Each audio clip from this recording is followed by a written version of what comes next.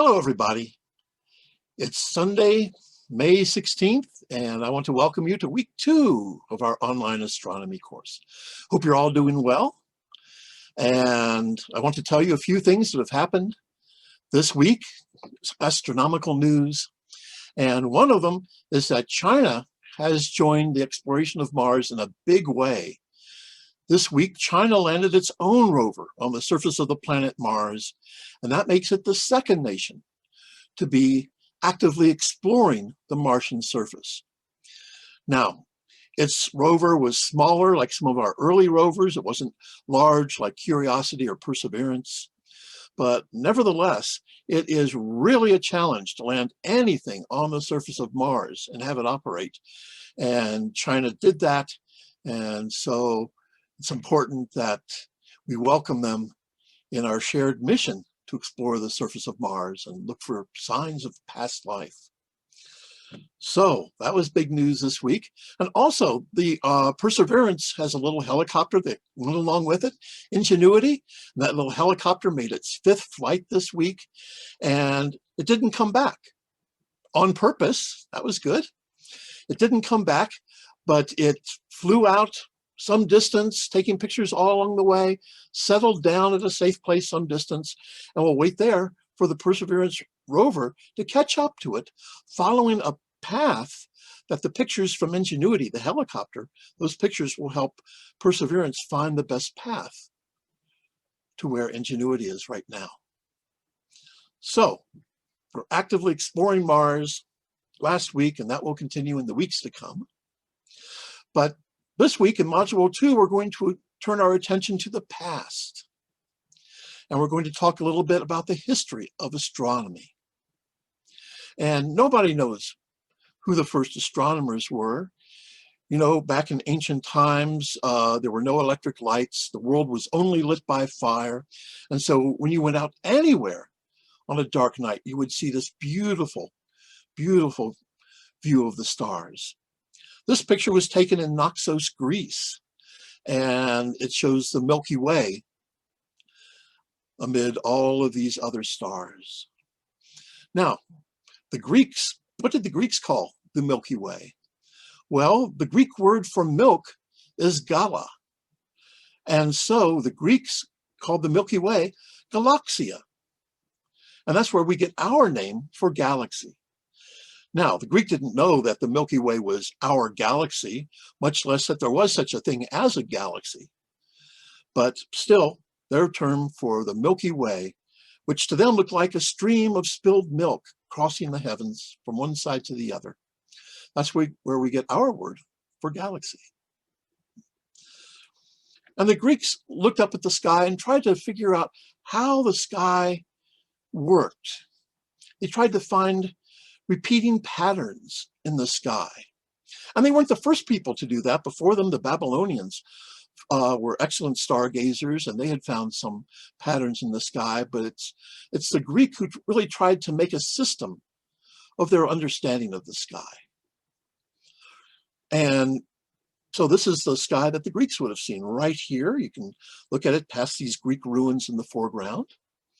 And as you look at the screen, you can imagine that you're facing south, because that's the direction you would look to see the Milky Way.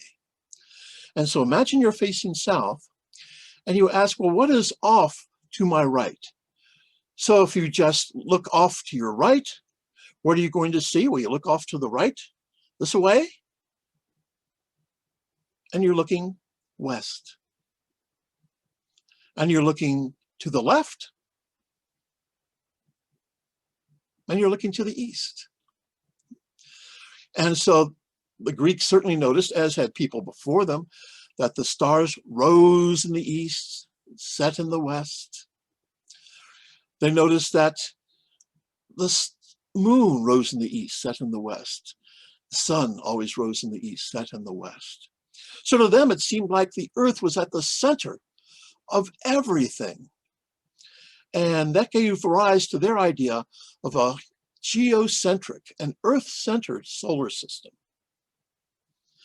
And there's only one thing, though, that didn't fit the pattern. In fact, there were a small number of things that didn't fit the pattern of always rising in the east, setting in the west.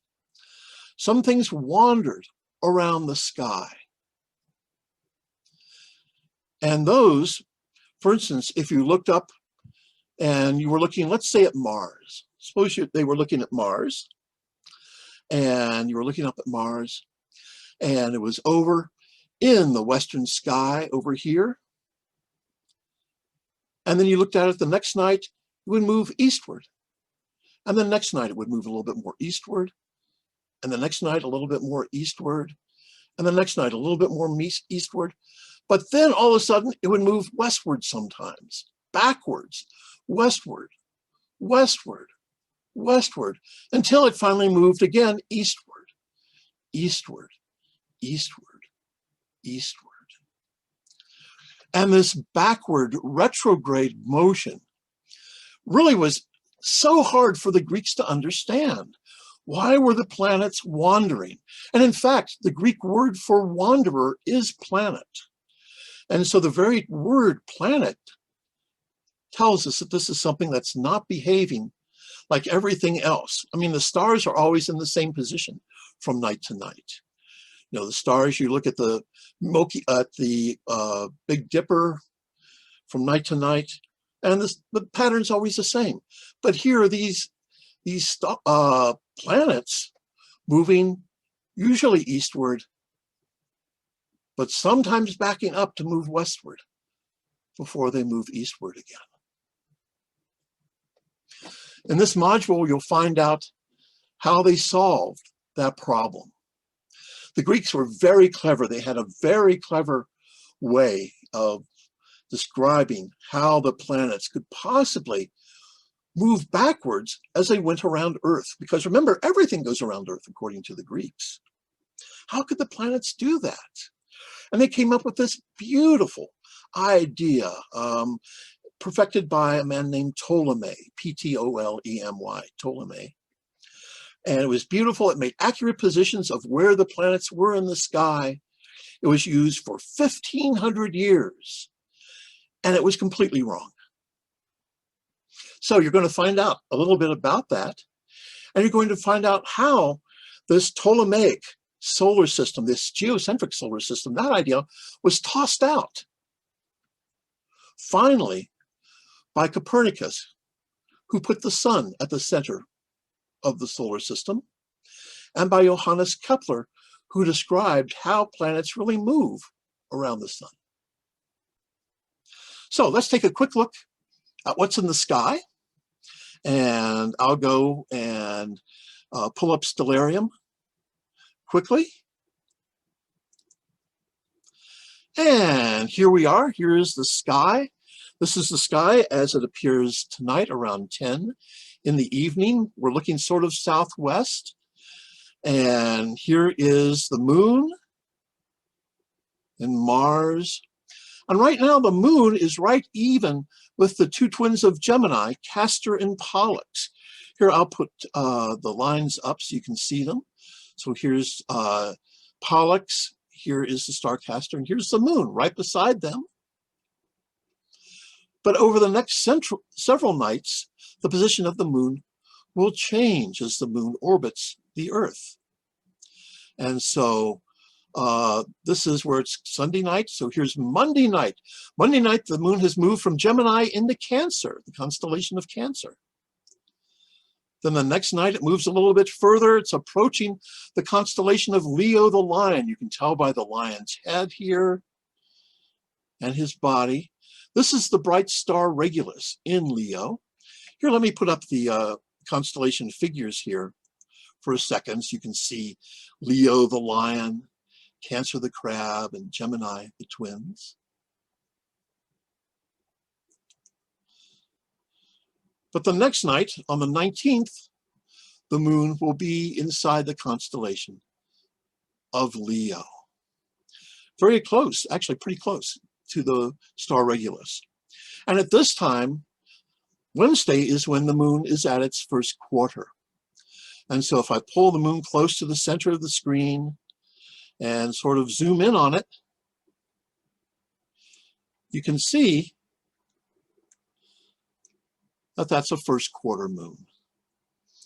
We call it first quarter because it's gone 1/4 of the way around its orbit around Earth, starting at the new moon. So there's some things to look at this week in the sky. Whoops, I went in a little bit too far. Let's pull it back so it's more like what you would see with your eye. And I'll get out of that. So as always, please ask me any questions you have about this material. And I hope you enjoy learning a little bit about the history of astronomy. Of any science, I think astronomy has the very richest history, and I hope you enjoy learning about that. So I will see you next week. I hope you have a good week, and I'll look forward to seeing you then. So until then, bye-bye.